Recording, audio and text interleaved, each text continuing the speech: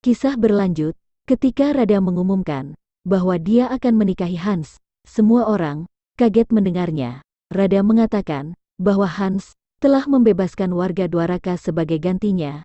Hans mengatakan kalau mereka akan memulai hubungan baru ini besok dengan puja dan berterima kasih kepada Mahadewa atas anugerahnya karena dia menikahi Rada. Dewi Parwati memberitahu Mahadewa bahwa semua orang akan berpikir kalau Hans menikahi Rada benar-benar karena anugerah Mahadewa. Mahadewa mengatakan bahwa dia tidak peduli dengan orang lain, tetapi pendapatnya penting baginya. Revati, Rukmini, dan Balram mendesak Rada untuk mengubah keputusannya. Rada mengatakan bahwa dia telah menghentikan air mata dan menyelamatkan nyawa orang dengan keputusannya. Mereka pun pergi dengan kecewa. Rada menangis. Krishna membawa makanan untuknya. Rada menangis dan memeluknya, dan Krishna pun menghiburnya. Rada bertanya, apakah dia pikir dia salah? Krishna mengatakan, jika dia telah mengambil keputusan untuk kepentingan warga Dwaraka, maka dia tidak salah. Rada berterima kasih padanya karena telah memahaminya. Krishna mengatakan bahwa mereka berdua adalah satu dan memintanya untuk makan, atau dia akan menjadi lemah. Rada mengatakan bahwa dia tidak lapar.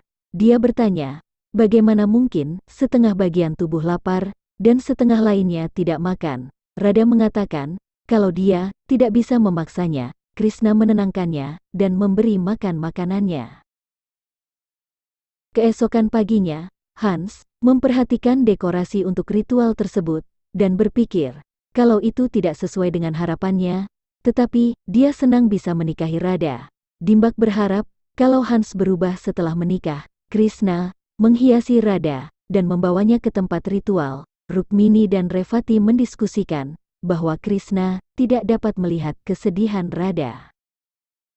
Krishna membuat Rada duduk bersama Hans. Hans berkata, untuk memulai ritual dengan cinta. Rada bertanya tentang bagaimana jika itu sebuah bisnis. Hans mengatakan bahwa dia bisa membuktikan bahwa dia mencintainya.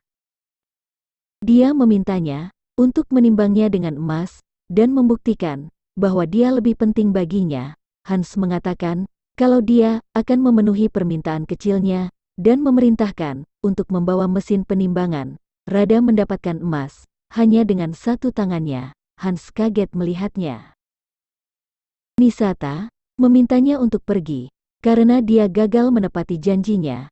Hans mengatakan kalau emasnya belum berakhir dan dia membutuhkan satu kesempatan lagi. Rada mengatakan bahwa sampai dia menimbangnya dengan jumlah emas yang sama, dia tidak akan memaksa siapapun untuk menikah, dan Hans setuju untuk itu.